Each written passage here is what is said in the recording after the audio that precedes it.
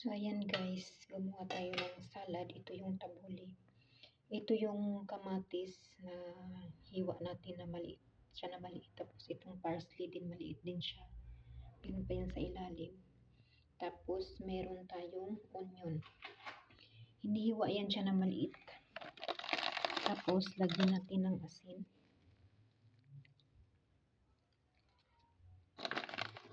Nilagyan ko na pala siya ng lemon. Para para diretso na pag kayo. Tapos lagyan natin ng olive oil. So i-mix lang natin yung olive oil dito.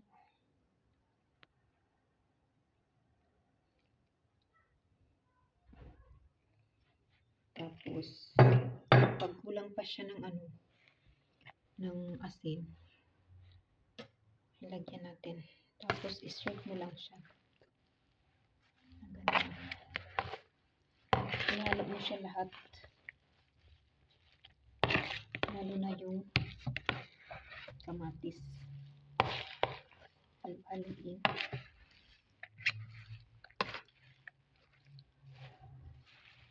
Dahil gusto kong kumain, kaya nagluto ako nito. Maano siya ng oras, matagal siyang matapos pag hiwa-hiwa. Kasi siya, gagmay lang din siya kaayo mga paghiwa. Hindi man pwedeng dagkuon siya. Tapos masarap din ito lagyan ng dipsruman. Yung sauce na na granada. Masarap din ito lagyan. Ilalagyan talaga ito. Tapos matapos na natin na ukay-ukay. Huwag na siyang makain.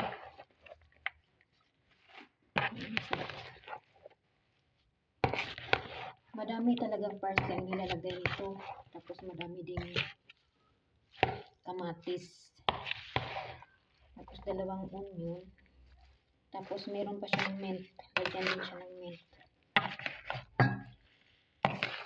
I-shake mo lang yan siya. Kahit i-shake mo siya ng ganito, hindi yan madunot. Kaysa iba na na salad. Na i-shake mo siya pa siya, madunot siya, pero ito hindi.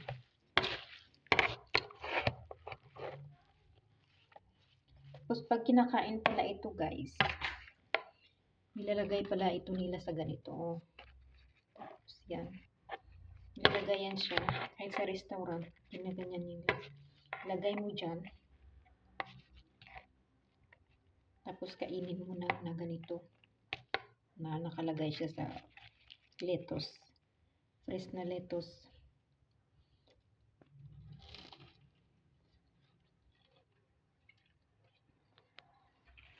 Medyo ko lang ng asin.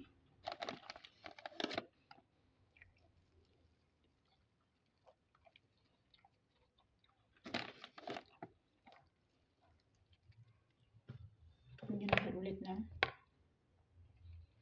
olive oil.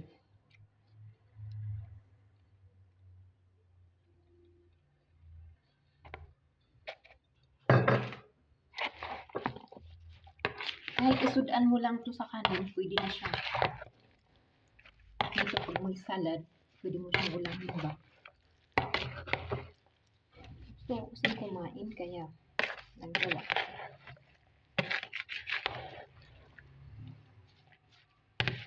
Ganyan niya yung labasan niya.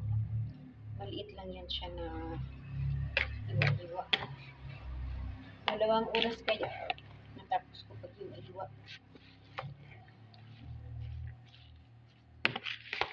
Pero pag mabilis ka naman, mabilis lang din.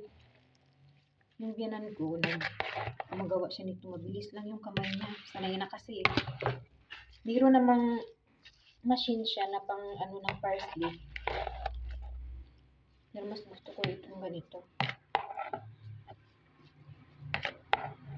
Organic siya ba? So, ayun lang. Kain na tayo. Thanks for watching. Madami ito. Isang lahating labador.